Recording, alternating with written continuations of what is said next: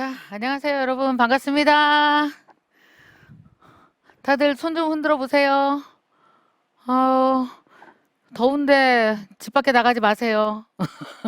거기 방 안에서 이렇게 수박 드시면서 이렇게 강의 듣고 생각도 한번 해보고 이게 오늘 제일 좋은 것 같습니다. 아, 여기는 지금 CBS 스튜디오인데요. 조명 때문에 겁나 덥습니다, 지금. 자, 오늘 여러분과 이 뜨거운 여름에 반드시 나눠야 될 얘기가 있어서 제가 오늘 여기에 왔거든요. 다들 어때요? 뭐 건강하세요? 코로나 이후에 뭐 먹고 사는 건 문제 없어요? 없어야 되는데. 근데 한번 분명히 중간 점검을 하고 넘어가야 되는 때입니다, 지금. 제가 한 30분 동안, 제가 원래 충청도 사람이잖아요.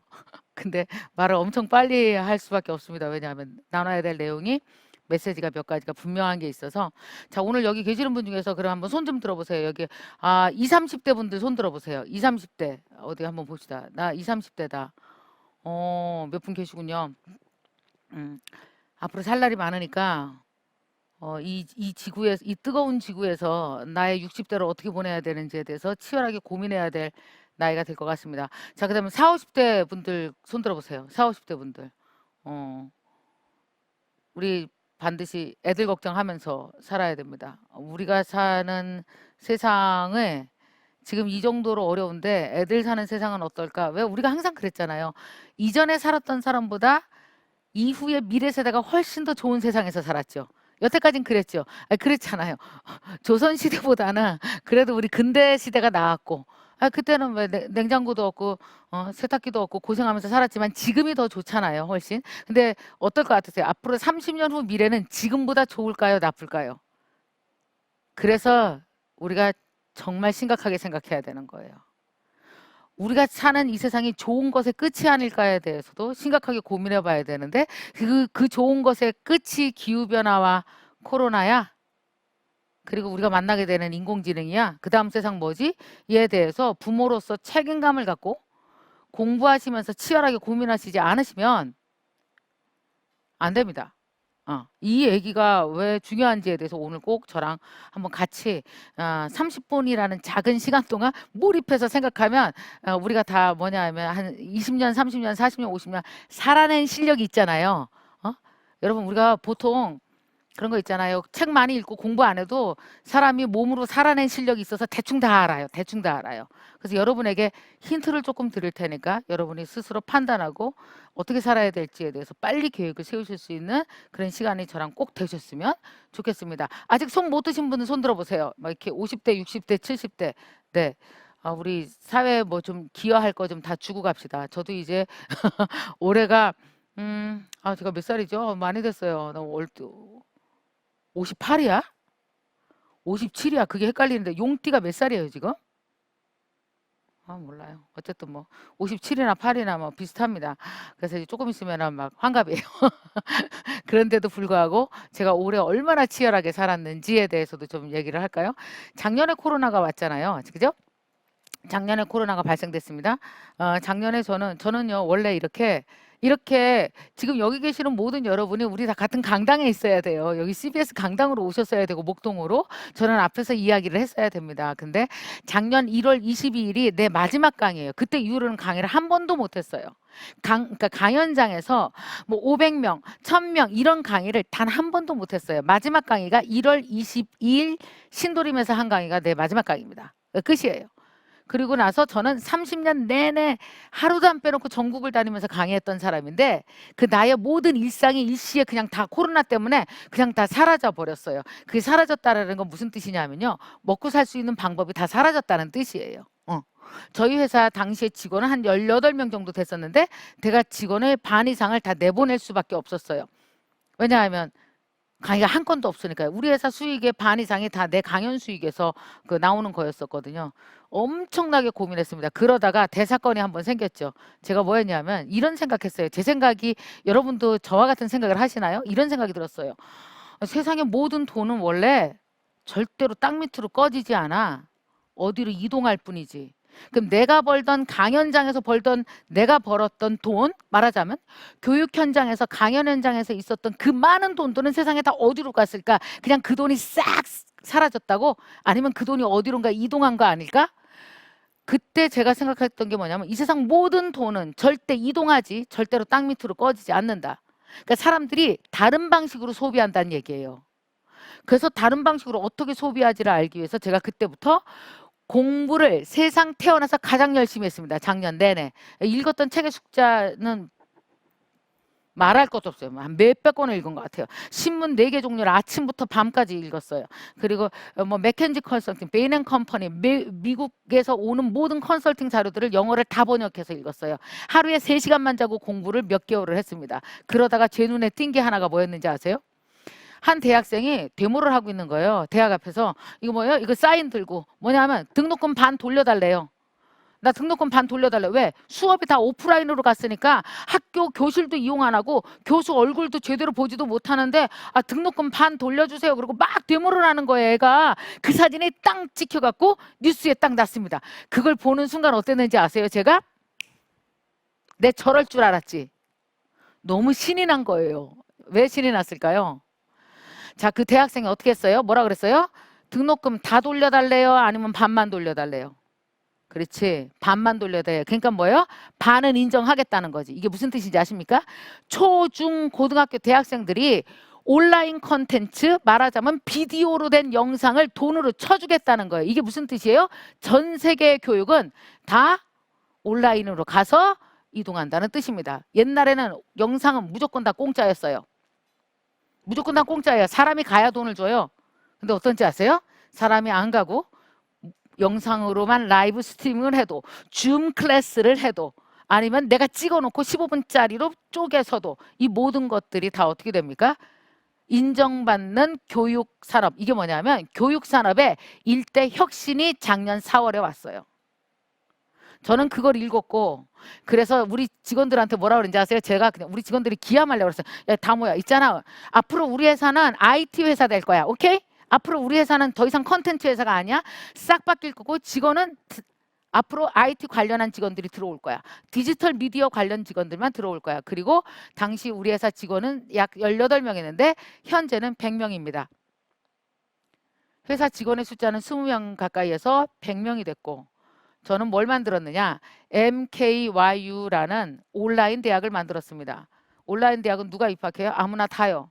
대부분 우리 회사의 온라인 대학, 우리 온라인 대학 MKYU에 들어와 있는 학생들은 30대에서 60대 분들이신데 세상의 변화를 가만히만 앉아 있어도 제가 다 알아서 알려드리고 공부할 과목을 다 정해드립니다. 지금 몇 명일까요? 작년에 5천 명이었고 지금 이제 거의 6만 명이 넘습니다. 자, 우리 회사는 완전히 리부트에 성공을 한 거죠. 그죠? 자, 여러분 오늘 제가 드리고자 하는 이야기가 이거예요. 이제 여러분 이주하셔야 됩니다. 만약에 이주하지 않잖아요. 그럼 어때요?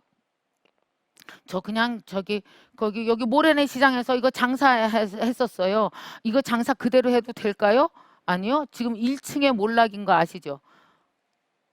4단계 왔다 갔다 할 때 지금 밖에 나가보세요. 더위 때문에 사람이 없는 것 같으세요? 이게 4단계만 아니면 이렇게 사람이 없을 리가 없어요.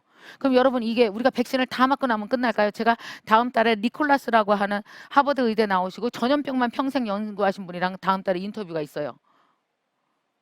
그분이 뭐라고 하는지 아십니까? 전염병이라는 게 원래 생기면 한 5, 6년 갑니다. 뭐가 될 때까지? 전염병이 감기가 될 때까지 걸리는 시간이요. 인류가 다 적응하는 시간이요. 꽤 오래 갑니다라는 얘기예요. 이게 백신 싹 맞고 나면 다 끝나는 게 아니다라는 거죠. 그래서 우리는 어떻게 될까요? 지금 현재 여러분들이 이렇게 앉아서 지금 제 강의를 들으시는 이 온라인 쪽 디지털 세상이 엄청나게 커지고요. 그리고 우리가 100% 즐겼던 오프라인 시장은 어떻게 됩니까? 작아집니다. 그래서 두 개가 공존합니다. 그럼 공존하면 나쁠까요? 아니에요. 그게 아니에요. 자, 그 이야기가 오늘 주제입니다.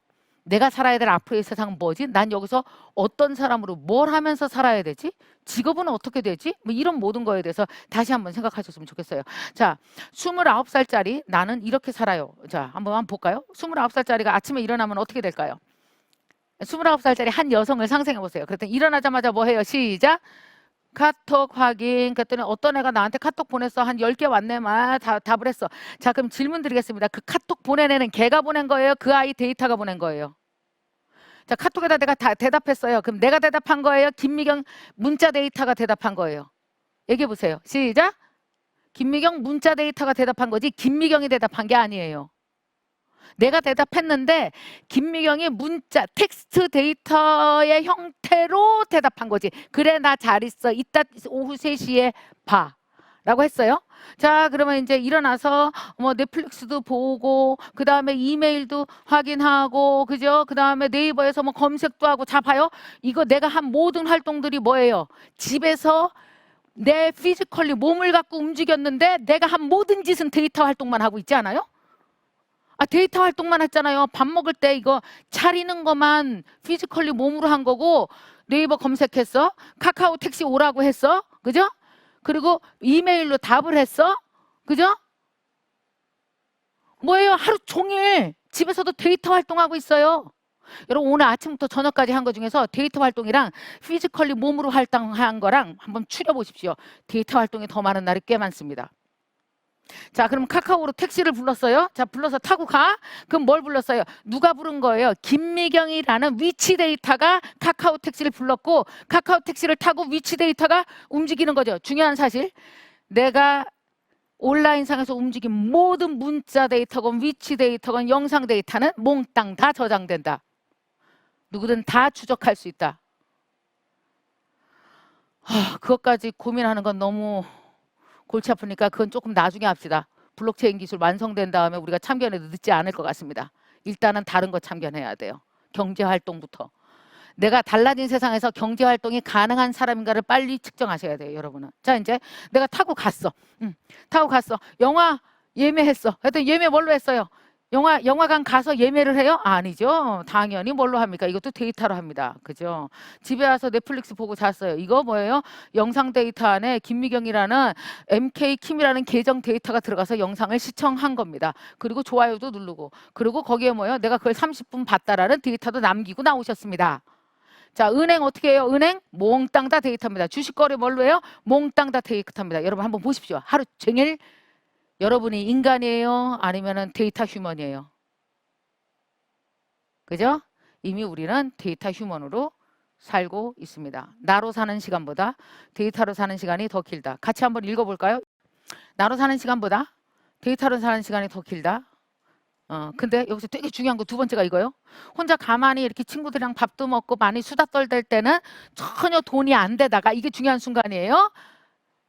안 되다가 데이터화하는 순간 돈이 만들어진다. 그러니까 여러분 한번 보십시오.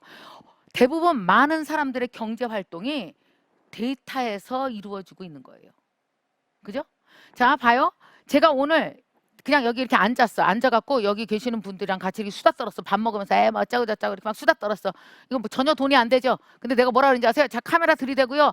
우리 넷이서 수다 떠는 걸 영상 제목을 잘 붙여갖고 유튜브에 올리세요. 하는 순간 뭐가 돼? 데이터가 거래되니까 뭐가 돼요? 시작. 경제 활동이 되기 시작하죠. 이해 갔어요? 예? 나를 데이터화 잘 해야 됩니다. 왜냐하면 산업 전체가 데이터화되어 있기 때문이에요.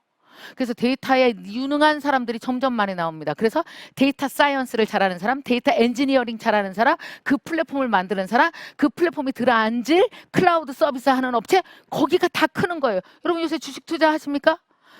왜 도대체 저기 코로나 이후에 왜 그렇게 다들 실물 경제 시장은 다 죽어가는데 왜 그렇게 주식 시장은 왜 뛸까요? 이유가 뭐예요? 세상에 판이 이동하니까요. 돈이 어마어마하게 쏜살같이 이동하니까 주식시장이 뛰죠. 가만히 있었을 때 3년 전에는 침체돼 있었잖아요. 왜? 세상이 변하는 게 없으니까. 세상이 변하는 게 많이. 한번 생각해 보세요. 여러분 이사할 땐 버리고 가는 것도 많고 죄다 새로 사잖아요. 똑같아요. 요즘 세상이. 요즘 세상이 디지털로 이주하기 때문에 싹 다 버리고 이주를 하니까 디지털 쪽이 어때요? 새로 장만할 게 너무 많은 거예요. 각 기업마다 사람마다. 그래서 돈이 이동하고 그래서 주식시장이 뛰는 거죠. 주식시장이 뛰는 데는 여러 가지 이유가 있습니다. 그 중에 한 축이 다들 이사를 가는 바람에 버리는 것도 많고 사는 것도 많구나. 그럼 여러분 어때요? 새로운 땅으로 막 신도시로 막 이주해. 사람들 이주하고 나면 이쪽 땅에는 뭐예요? 땅이 비죠. 공터가 많아지죠. 그래서 어떻게 됩니까? 올드마켓에서는 돈이 없습니다. 그걸 뭐라고 불러요? 돈 없는데 사람들, 그러니까 돈은 없는데 사람끼리 많이 몰려 있는 걸 뭐라고 불러? 시작. 불황. 돈은 많은데 그걸 나눠 가질 사람은 되게 숫자는 적어. 이걸 뭐라고 그래? 시작. 호황. 자, 여러분은 호황 쪽을 바라보고 계십니까? 아니면 불황 쪽을 향해서 서 계십니까? 데이터 휴먼. 갈수록 데이터 휴먼은 너무나 매일매일 기하급수적으로 늘어나고 있습니다. 이런 거에 대해서 고민해 보십시오. 자, 그러면 지난 2년 동안 기업들은 내가 준 데이터로 엄청 똑똑해졌는데 그러면 나도 그만큼 똑똑해졌나? 지난 2년 동안? 아니면 나는 기업들은 엄청 똑똑해졌는데 나는 하나도 안 똑똑해졌나? 그러면 상대적으로 문제가 생기죠. 두 번째, 나는 내 데이터를 똑똑하게 하기 위해서 어떤 공부를 하지? 여러분이 똑똑해지는 게 아니라 여러분 데이터가 똑똑해지기 위해서 무슨 공부하고 있냐고요. 저는 김미경 안에 있는, 제가 유튜브 하잖아요. MK킴이라는 유튜브를 운영하는데 김미경 TV, 그 김미경 TV 안에 있는 내 영상 데이터가 똑똑해질 수 있도록 공부를 되게 많이 하고 인스타그램 안에 있는 내 팔로워들과 소통하는 데 똑똑해질 수 있도록 내 이미지 데이터를 최적화하는 데 무지 돈을 많이 들이고 공부합니다. 그리고 MKYU에는 거의 80명의 직원들이 일하고 있는데 거기에 들어와 있는 우리 6만 명의 데이터와 가장 잘 소통할 수 있는 방법을 끊임없이 돈을 투자해서 디지털 세계를 구축하고 있습니다. 나도 똑똑해지고 내 데이터도 똑똑해지는 방법은 뭐가 있지? 나는 어떤 스타일의 데이터가 어울리는 사람이야? 김미경 선생님은 교육 컨텐츠 데이터로 승부를 봤구나. 아니야, 나는 교육은 별로야. 나는 장사하는 게 너무 재밌는데. 나는 뭔가 이렇게 그림 그리는 게 너무 좋은데. 그러면 나는 이모티콘이라는 데이터로 데이터 세상에서 승부를 볼까? 여러분, 데이터 세상에서 내가 어떻게 살아야 될지 빨리 걱정하셔야 돼요. 나 자신을 데이터하는데 능숙하고 제품 만들고 홍보하고 팔고 사고 돈 거래하고 투자하는 거의 모든 과정이 온라인에서 이루어지는 거에 대해서 받아들이고 자꾸 그만 겁내세요. 여러분 있잖아요. 아니에요. 저기 선생님 있잖아요. 코로나 이전으로 돌아가지 않을까요? 여러분 어떻게 1년 반을 기다려야 사람이 그래? 돌아갈 것 같아서 멈칫하는 건 6개월이면 충분하지 않을까요? 여러분 올해 말이면 2년이에요. 우리가 사람이 어떻게 2년을 기다리는데 시간을 써요. 이미 아무리 기다려도 코로나 이전으로는 못 돌아갑니다. 우리는 이미 다 건너왔어요. 이미. 자, 우리가 살고 있는 땅을 분석해 봅시다. 지금 여러분은 어디 사는지 세 개의 땅을 보여드릴게요. 첫 번째, 우리가 옛날에 살았던 땅은 아날로그 세상입니다. 그죠? 이렇게 뭐 시장에 가서 뭐 하고 식당 가서 밥 먹고 그다음에 애들 학교에서 막 500명, 1000명, 한 교실에 30명, 40명 윽작짓걸 막 뛰고 무슨 큰 행사 한번 한다 그러면 장충 체육관에 막 6,000명 모이고 아날로그 세상이요. 그 세상에서 살았었습니다. 그리고 디지털 세상은 아주 조금이었었어요. 그래서 대부분 디지털 세상은 뭐예요? 다 공짜입니다. 무료로 이용하고 대신 우리가 광고를 봐주면 세상이었었죠. 근데 디지털 세상이 커지니까 이제 어떻게 돼요? 무료로 보고 광고 보는 세상이 아니라 이제는 다이렉트로 과금을 하는 세상으로 싹 바뀌고 있는 중입니다. 왜냐? 아날로그가 디지털로 대체되니까요. 이제. 자, 그 다음 어떻게 돼요? 근데 우리가 너무 그리운 게 하나가 있어요. 여러분, 우리가 지금 쇼핑 어디서 해요? 쇼핑. 쇼핑 우리 거의 다 이제 디지털로 하는 게 훨씬 편하잖아요. 그죠? 온라인에서. 자, 그럼 은행 어디서 가요? 은행. 요새는 은행 가면 서로 쳐다봐. 누가 왔나? 뭐 쟤도 몰라서 왔나 봐. 뭐 이런 분위기로 쳐다봐서 3, 40대 은행 가면 약간 이렇게 움찔해요. 움찔. 어머 쟤도 뭐 몰라서 왔나? 이렇게 이런 느낌. 은행이 갈수록 어떻게 됩니까? 1층 제일 좋은 공간에다가 그게 사거리 제일 좋은데 1층에 은행이 있었죠. 요새 보셨어요? 은행 2층으로 올라가잖아요. 1층을 내어준다고요. 이제는 더 이상 1층에 있을 이유가 없어요. 왜? 은행을 이용하는 많은 고객들이 대부분 다 어떻게 해요? 다 온라인에서 거래하니까. 주식도 다 온라인으로 하지 누가 증권회사 가서 앉아 있겠습니까? 자, 보세요. 그래서 디지털 세상은 어마어마하게 커졌어요. 지금. 엄청나게 커졌어요. 여러분 한번 보세요. 물건 사고 은행 가고 뭐 하는 모든 것들이 다 디지털 세상에서 쭉 다 디지털이야. 그래서 어떻게 됩니까? 물건 살 때도 디지털, 주문할 때도 디지털, 그 다음에 어때요? 쭉 계산도 어떻게 됩니까? 카드로 계산하는 거 몽땅 다 디지털이에요. 디지털 머니로 다 계산해. 그리고 마지막 배달만 아날로그죠. 유일하게 살아있는 시장이 엄청나게 지금 커지는 시장이 마지막 배달 시장밖에는 없어요. 지금 현재. 그러니까 사람들이 뭐가 그리워요? 막 30명, 100명 막 같이 이렇게 앉고 막 등 두드리고 막 이랬던 거 너무 그립잖아. 너무 하고 싶죠. 막 뛰고 애들 교실에서 같이 막 노래 부르는 것도 보고 옆 친구도 보고 싶죠. 근데 모일 수는 없어. 모일 수는 없어. 이거 그리고 내년까지도 계속 할 것 같아. 그러니까 어떻게 됐어요? 앞으로 몇 년 후에나 발달할 메타버스 세상이 그래서 빨리 온 겁니다. 아날로그는 3차원 세상이잖아요. 우리가 막 움직이잖아요. 이렇게. 디지털은 그래봤자 뭐예요? 2D 시장이죠. 2D. 아니 사진이잖아요. 영상도 2D잖아요. 지금 여러분 저를 2D로 보는 거잖아요. 3D는 아니잖아요. 내가 살아 움직이진 않잖아요. 근데 메타버스 세상에 가면 어떻게 됩니까? 제가 여러분을 초대하면 어떻게 돼요? 제가 강의하고요. 여러분이 여기 진짜 다 앉아 있을 수 있어요. 여러분 부캐 캐릭터가 와서. 그죠? 여러분 캐릭터가 와서 같이 움직이고 같이 얘기할 수 있어요. 여러분의 메타버스 세상으로 보내는 거죠. 이 메타버스 세상이 앞으로 근데 무슨 세상이 뜬다 그러면요. 주식이 제일 먼저 뛰는 것 같아요. 메타버스 관련주가 아주 그냥 줄을 서고 있죠. 전 샀습니다. 메타버스 세상이 엄청 커질 테니까요. 그중에 가장 중요한 시장이 클라우드 서비스 시장이죠. 그리고 그 플랫폼이 되는 건 뭐 제페토라든지 노블락스라든지 그런 플랫폼이 되는 게 그런 플랫폼이 어마어마하게 막 하루에도 막 몇십 개씩 생기는 것 같아요. 근데 여러분 지금 메타버스 세상이 뭔지 잘 모르시죠?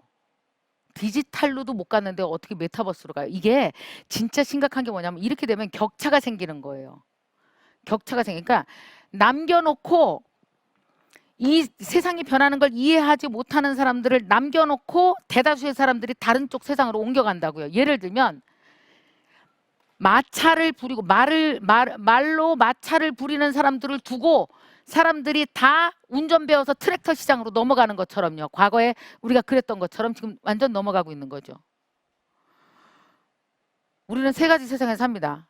근데 여러분 보세요. 아날로그 세상이 없어져 안 없어져? 절대 안 없어지죠. 우리가 몸이 있을 곳이 아날로그 세상인데 이게 어떻게 없어져요? 땅 밟고 살아야 될 거 아니야 우리가. 근데 쇼핑은 어디서 해요? 디지털 세상에서 해야 될 거 아니에요. 그럼 메타버스 세상은 뭐예요? 살아있는 것처럼 아날로그와 디지털을 합친 3D 시장이 있는 거잖아요. 이 세 개의 시장이 동시에 같이 존재하게 될 겁니다. 자, 예를 들어서 얼마 전에 저희 대학에서 이 과정을 오픈을 했어요. 타로. 옛날에 타로를 이 선생님이 어떻게 가르쳤었냐면 정혜도라는 선생님이신데 이 선생님이 타로를 이렇게 가르쳤습니다. 학생들을 오라 그래서 10명을 수업을 한 거예요. 그러니까 앉아서 타로를 가르쳤어요. 그래서 이제 수강료를 받았겠죠. 뭐 30만 원, 40만 원, 50만 원. 자, 됐어요. 이게 일반적으로 우리가 했던 시장입니다.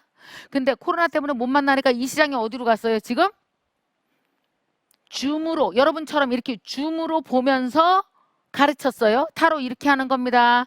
이렇게 상담하세요. 가르쳤어요. 답답해 죽었어. 2D라. 그래서 어떻게 됐어요? 이 시장이 어디로 갈까요? 그럼 다 나중에 이 시장이 지금 바로 메타버스 시장으로 가는 거죠. 이렇게. 나중에 한번 보여드릴게요. 접니다. 내가 현실 세상에서 핀을 못 꼽은 게 너무 안타까워서 제가 메타버스 세상에서는 한번 핀 한번 꼽아봤습니다. 제 캐릭터입니다. 자, 어떻게 되냐면요. 메타버스 세상에서는 그 선생님이 수강생 10명을 초대하면 마치 눈앞에서 나랑 똑같이 보는 것처럼 수업을 하는 거예요. 여러분 보십시오. 초등학교, 중고등학교 애들 수업이 메타버스 교실에서 조속히 열릴 겁니다. 이번에 우리 NKYU 대학은 40명을 초대해서 메타버스 대학을 만들었습니다. 학생들이 거기서 저랑 수업할 거예요. 이게 얼마나 큰 혁명을 일으켜 세우는지 아세요? 하버드 대학을 갈 필요가 없죠. 여러분 요즘 많은 사람이 이거 힌트 하나 드릴게요. 요새 영어 배워야 돼요? 말아야 돼요? 영어를 더 열심히 해야 돼요. 왜 그래야 될까요? 옛날에 미국 가는데 13시간 걸렸는데 요새 미국 가는데 1초면 돼요. 디지털 세상에서는 미국 가는데 1초면 된다고요. 그래서 디지털 세상은 어때요? 시장이 10배로 더 커졌어요. 줄어든 게 아니에요. 이런 세상에서 우리 아이들은 살게 될 거라는 거고요. 자, 질문 드리겠습니다. 당신은 디지털 자산을 갖고 있습니까? 디지털 능력을 갖고 있습니까? 디지털 세상에서 살 수 있는 준비를 하셨나요? 여러분 되게 막막할 거예요. 그거 뭘 해야 돼요? 공부요. 기본부터 파악해야 됩니다. 마치 이게 뭐랑 똑같냐면 미국으로 이민 가는 거랑 똑같아. 우리 왜 이민 가려고 그러면 뭐부터 해요? 야, 영어 배워, 영어. 어? 그 다음 뭐예요? 야, 그 나라 문화는 뭐냐? 거기는 뭐 먹고 살아야 된다냐? 거기는 무슨 직업 갖고 살아야 된다랑 똑같아요. 그렇게 연구하셔야 돼요. 저는 그래서 작년에 바로 코딩을 배우기 시작한 거예요. 컴퓨터 뒷단에서 뭔 일이 벌어지는지 제가 이야기하고 싶고 컴퓨터 개발자들이랑 대화가 되려면 코딩을 알아야 되겠더라고요. 그래서 공부하기 시작한 거죠. 그 어렵지 않아요, 여러분. 먹고 사는 공부는요, 원래 빡세게 1년이면 다 끝나요. 그렇게 오래 안 걸려요. 우리가 무슨 세상을 어떻게 살아야 되는지 초등학교 때부터 이렇게 공부하는 게 아니잖아요? 십몇 년을? 그게 아니야. 아, 세상 판 바뀌었어. 어떻게 먹고 살지? 들여다보고 끝내는 거는 여러분 1년이면 다 끝나요. 하실 가치가 있습니다. 저거 나중에 한번 보여드릴 텐데요. 저게 저 김미경이긴 한데요. 저게 누군지 아세요? 제 AI예요. 저 아닙니다. 저 어떻게 하면 되냐면요. 제가 하고 싶은 말을 텍스트로 써서 쟤한테 주면 김미경 제 그 MK1이거든요. 제가 한국말로 다 내 대신 강의해요. 제가 AI로 쟤를 훈련시켰거든요. 그리고 또 지금 뭘 훈련시키고 있느냐? 저는 한국말은 남한테 시키고 싶지 않아요. 지금 내가 하는 게 제일 나아. 제가 해봤자지 뭐. 저보다 잘하겠어요? 근데 뭐예요? 베트남어로 베트남 사람에게 얘기하는 건 내가 베트남어를 배우려면 시간이 걸리잖아요. 그래서 제가 어떻게 합니까? 제가 한국말로 한 강의를 베트남어로 번역해서 텍스트를 쟤한테 주면 제가 그 텍스트 데이터를 갖고 베트남어로 막 강의해요. 제가. 그러면은 MK가 어떻게 해요? 세계 10개 국어로 10개 나라 사람들에게 동시에 강의할 수 있어요. 예. 자, 그럼 또 여러분 볼까요? 그러면 이게 나쁜 세상이에요? 저거 맞아. 저럴 줄 알았어. 저럴 줄 알았어. 저 김미경 선생 어떻게 하면 좋아? 저 AI가 김미경 선생 일자리 다 뺏어가래. 큰일 났다. 큰일 났다. 그럴까요? 아니요. 여러분 그거 아십니까? 아직도 여전히 인간은 기계가 대체해 주거나 컴퓨터가 대체하면 훨씬 더 인간이 인간답게 살 수 있는 그런 부분이 무지 많은 거 아십니까?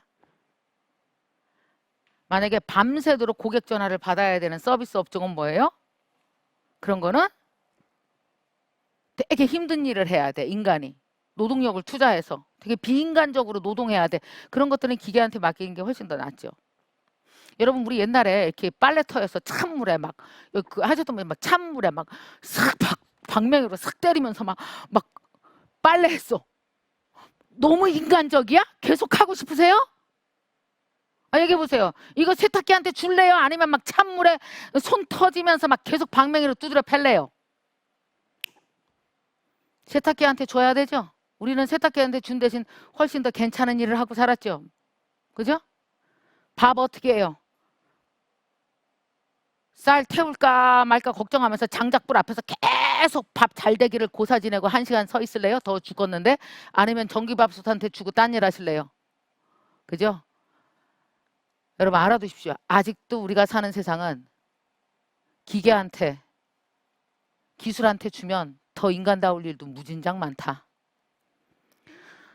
자, 반드시 알아야 될 세븐 테크가 있습니다. 빅데이터, 블록체인, AI, VR, 메타버스, 크라우드 컴퓨팅, IoT, 로봇공학에 대해서는 러프하게라도 책이라도 읽고 개념은 파악해 놓으셔야 됩니다. 꼭 해놓으십시오. 알고 나면 그렇게 겁이 안 날 겁니다. 예를 들면 이런 제품이 나온대요. 저게 뭐냐면요. 저기예요. 영양제, 집에서 영양제 먹는 거거든요. 그럼 영양제 우리 왜 저기 식구수별로 식구수대로 왜 그 약병 쫙 있잖아. 그 냉장고 옆에.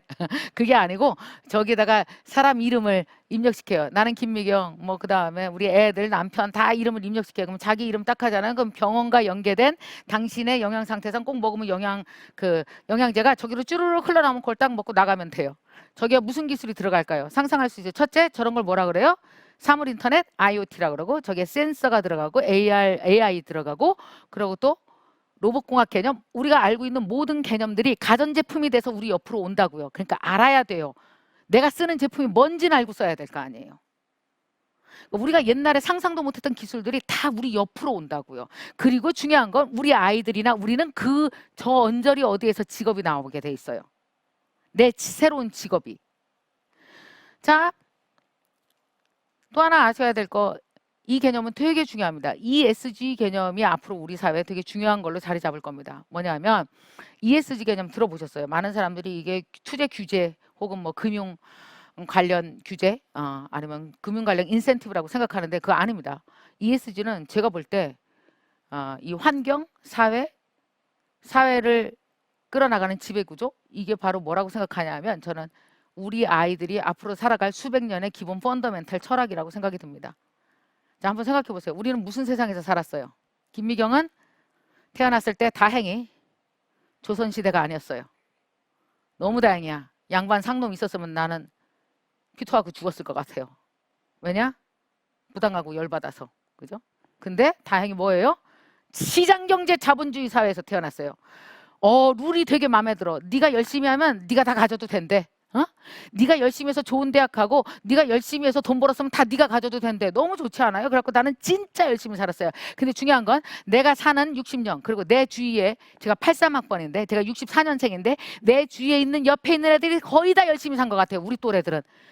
열심히 사느냐고 어떻게 했을까요? 얼마나 지구에 있는 모든 자원을 우리가 싹 끌어다가 썼는지 애들이 쓸 게 없을 정도로 내가 지난 60년간 다 갖다 썼네요. 그래서 아파트 30층짜리를 이렇게 서울을 꽉 메워놨네요.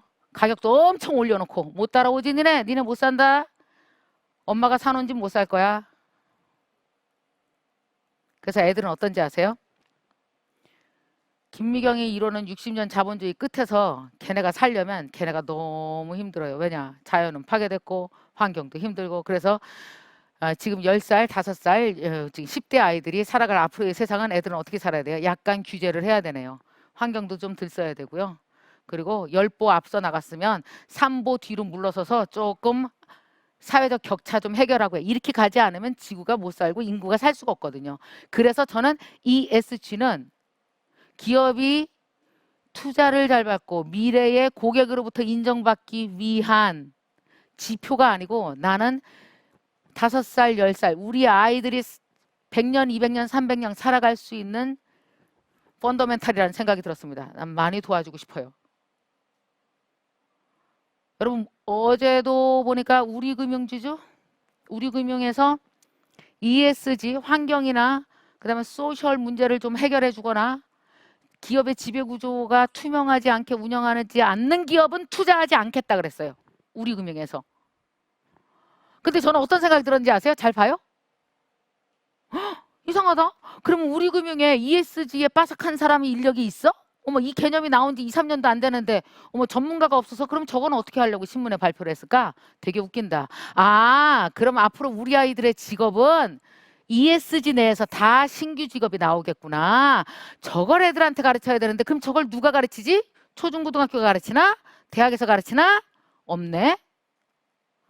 ESG가 제일 중요한 과목이 됐다. 그럼 MKY에서 ESG 전문가 과정을 만들어서 이 전체적인 틀을 내가 잡아가야 되겠다. 이런 거요. 여러분, 세상이 새로 판이 바뀔 땐 공부할 때마다 여러분의 자리가 생깁니다. 잘 봐요, 여러분. 공부하면 자리가 생겨요. 공부 안 하면 되게 무섭기만 해요. 우리 직원들이 저한테 제발 자중하라 그랬어요. 요새 대표님의 모든 기승전결 공부라고, 그만 좀 하라고. 근데 어떻게 공부인데요? 여러분 판이 바뀔 땐 공부 안 하면 아무것도 안 보이거든요. 여러분 옛날에 한번 생각해 보세요. 조선시대 마지막에서 근대화로 넘어올 때 공부한 사람들이 자리 잡은 거 아십니까? 세상에 판이 바뀔 땐 공부한 사람이 자리 잡습니다. 엄청 중요합니다. 디지털 세상은 기술이고요. 여러분에게 두 가지 기준을 세우십시오.